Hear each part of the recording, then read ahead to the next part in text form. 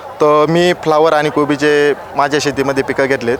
त्या पिकांसाठी मी महाधन प्रीमियमची जे खतं वापरलेत त्याच्यामध्ये 1261 05234 0050 आणि 13 045 हे अशा आपण 4 प्रकारचे खतं वापरलेत.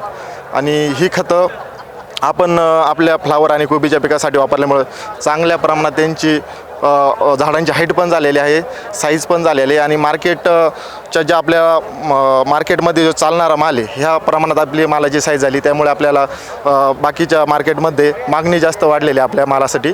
आणि इस्रायलची कंपनी हायपा म्हणून आहे, ही आपली महाधन कंपनी प्रोव्हाइड करते.